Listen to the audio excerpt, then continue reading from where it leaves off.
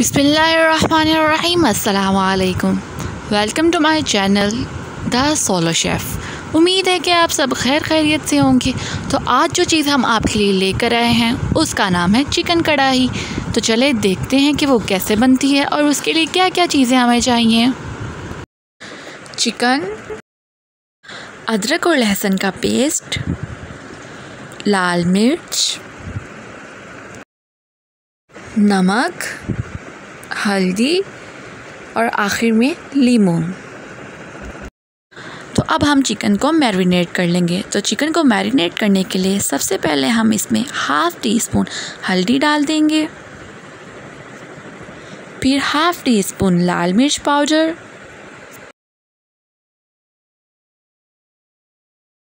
फिर half tea spoon हम इसमें नमक डाल देंगे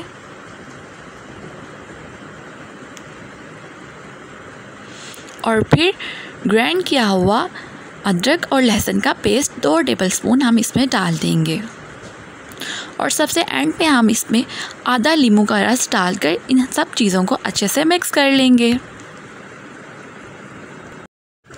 तो ये सब कुछ मिक्स हो चुका है। तो अब हम इसको 30 मिनट्स के लिए रख देंगे। 30 मिनट्स के बाद आप देख सकते हैं कि चिकन मैरिनेट हो चुका है। अब हम एक कढ़ाई में हाफ़ कप ऑयल डाल देंगे और उसके बाद 3 मीडियम साइज़ के प्याज डाल देंगे और प्याज़ों को 5 मिनट तक मीडियम फ्लेम पे फ्राई करेंगे। 5 मिनट के बाद आप देख सकते हैं ये फ्राई हो चुका है। तो अब हम इसके अंदर 5 टमाटर डाल देंगे और टमाटरों को और प्याज़ों को 5 मिनट तक मज़ीद पकाएंगे। 5 मिनट के बाद आप देख सकते हैं कि हमारा मसाला तैयार हो चुका है। तो अब हम इसको एक प्लेट में निकाल लेंगे और फिर बचे हुए ऑयल के अंदर हम 3 छोटी इलायचियाँ और फिर 4 बड़ी इलायचियाँ और फिर 2 तेज़पात डालकर इसे 2 मिनट तक फ्राई करेंगे। 2 मिनट के बाद अब हम इसके अंदर मैरिनेटेड चिकन डाल देंगे और 5 मिनट तक इसे मीडियम फ्लेम पे फ्राई कर लेंगे। 5 मिनट चिकन को फ्राई करने के बाद अब जो हमने प्याज और टमाटरों का मसाला तैयार किया था अब हम इसके अंदर वो डाल देंगे और मज़ीद इसे 5 से 8 मिनट तक मीडियम फ्लेम पे पकाएंगे।